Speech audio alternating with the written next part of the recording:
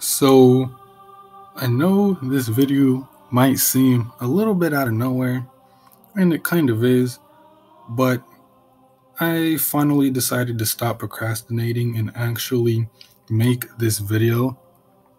So, by the title and the thumbnail, this video is going to be about the Xenoblade Iceberg created by Espionkin. I will link their Twitter down in the description below. And the inspiration for this video really came from Wendigoon. Also, his channel will be down in the description. I've always watched Iceberg videos and very much enjoyed them, but I never actually thought about making my own until watching Wendigoon's videos. So I decided, hey, what's a better way to start than to start with my favorite game franchise of all time, Xenoblade Chronicles. So in this video, we'll be going through the Xenoblade Iceberg and trying my best to figure out the whole thing. So without further ado, let's get into it. So for tier 1, we have relatively known terms, and it'll just only get more and more obscure as we go down the iceberg. So I will try my best to explain these, and for the ones I can't, I apologize. The research for this was quite difficult, as a lot of these things on the iceberg were very hard to come by or couldn't find anything on them at all. So I'll be trying my best to explain all of this. So let's start with the first.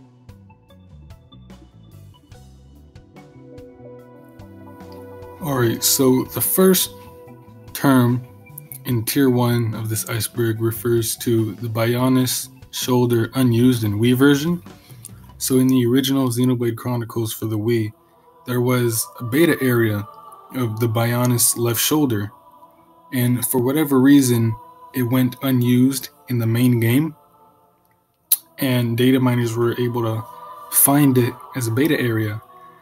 And if you have played Xenoblade Chronicles Definitive Edition, then you know that the epilogue Future Connected actually takes place on this unused Bionis left shoulder. So I think it's really cool how Monolith Soft brought old unused content from the original game and reworked it into its own brand new thing in the updated game. It's a very nice way to use old assets.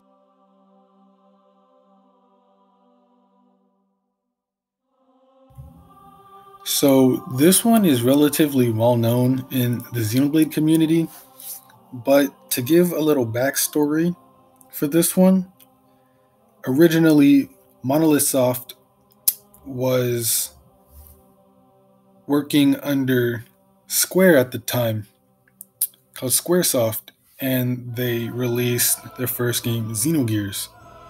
And Xenogears was originally supposed to be one part of a 6-part story called Perfect Works, and Square didn't see it necessary to continue the story.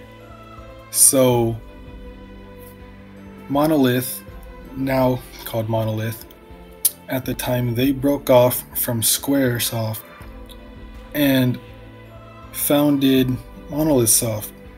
Or Tetsuya Takahashi broke off from Squaresoft and founded Monolith Soft, where they were bought out by Bandai Namco. And under Bandai Namco, they created Xenosaga 1, 2, and 3, which also were supposed to be a 6-part story. But with each release, Xenosaga was selling less and less, so they were only able to make 3 games. And at the time, after Xenosaga 3's release, the Monolith team was very low spirits and burnt out from the financial failure of Xenosaga. So Takahashi said, why not, let's make a brand new IP, brand new game from scratch to help raise morale. And at this time, Nintendo had bought out Monolith Soft.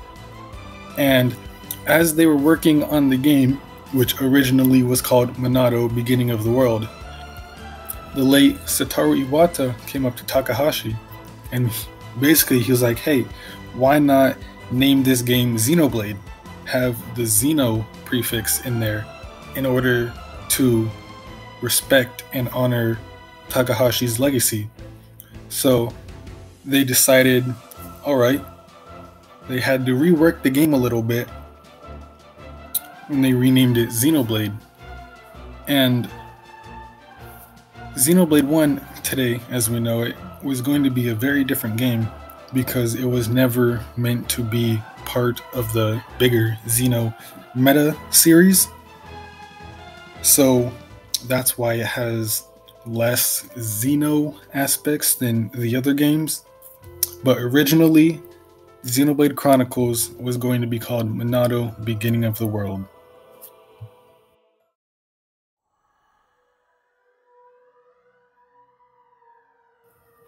So this one is a little fun fan theory that the community has come up with.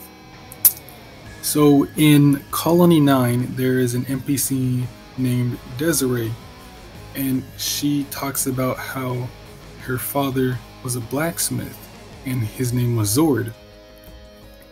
If you've played the game, you know where I'm going with this.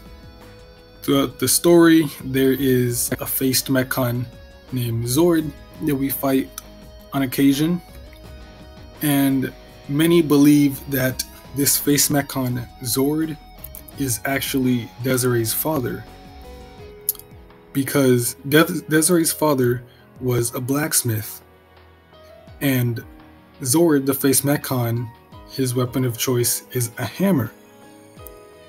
Notable weapons, or at least tools, that blacksmiths use. So it hasn't been outright confirmed by any official Monolith or Nintendo party, but it is heavily implied, and many believe that the face mechon Xord is Desiree's father. And what led to this is around the middle of the story, we find out that face mechon are actually Homs piloting the face mechon, and that's why they can talk, and that's why they're different than regular mechon. But I actually like this theory, and it's very, very possible, and I believe that it's true. But let's move on to the next one.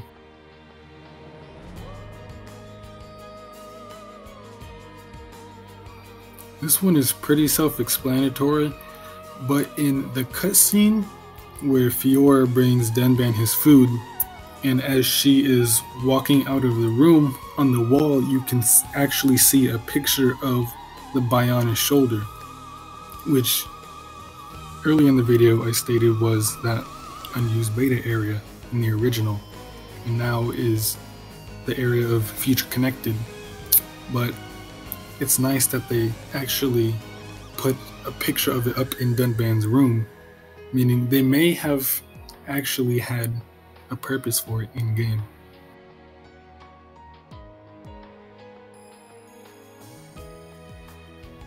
This one's pretty straightforward, but essentially it's saying that the Monado in the bottom right corner during a transition from a cutscene or whatever, that the symbol in the Monado says reading. For example, like reading disk is what I personally think, but from what I've researched, this is true.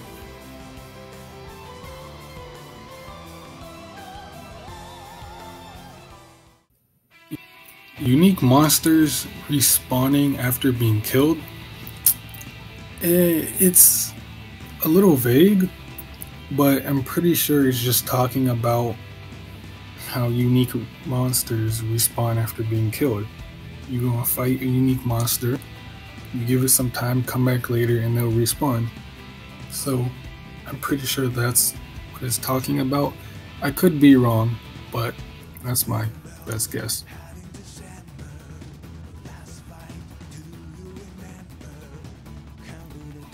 Now, this one's pretty damn funny, and it's one of my favorite Xenoblade 1 memes, but technically during the cutscene with Fiora and Shulk at the Outlook, and Shulk's eating the sandwich, Shulk isn't actually eating the sandwich. There's like no visual bite marks or anything. I mean, obviously, it's a joke, but it's a pretty damn funny meme.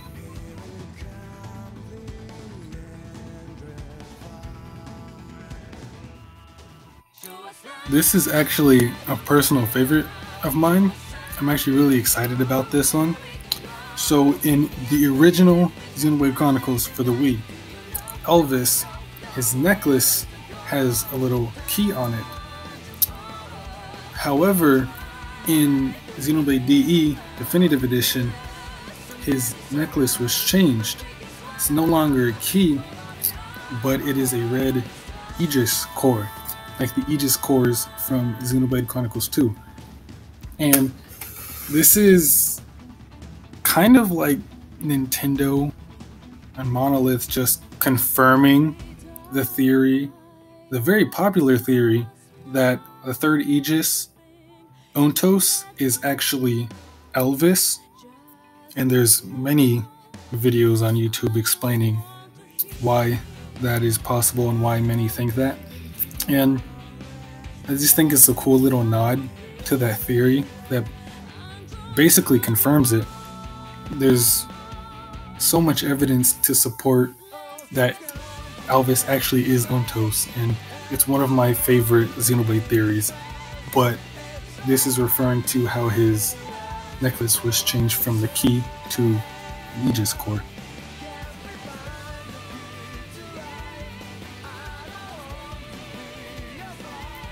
So this one refers to a cutscene on the Fallen Arm between Ricky and Dunban, and it's basically saying that Ricky actually isn't a deadbeat. He's actually a good father, and he gives Dunban some very useful, surprisingly useful advice.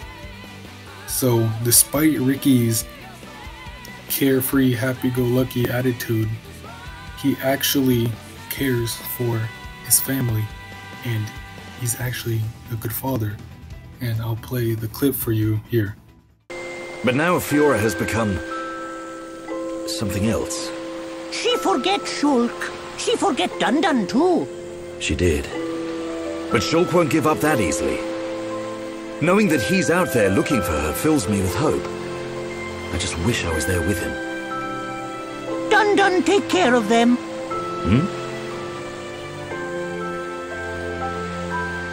Dundun watch over Shulk. Dundun watch over Fiora. That is all a Daddy Pon can do. Ha! Ricky make mistake. Dundun not Daddy Pon. Well, I am her older brother. But just like Daddy Pon, watching over family. Same watch over. Dundun do what he must. Huh. Who would have thought it? I never imagined I'd be getting such advice from you. Ricky have big family of little Pon.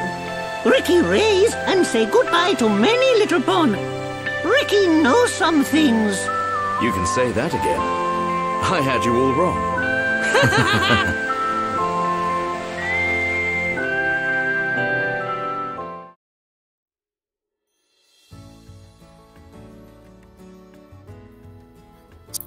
So I didn't actually know about this one until researching for this video, but basically Dixon and Alvis have their own weapons with an unbeatable 6 100% gem.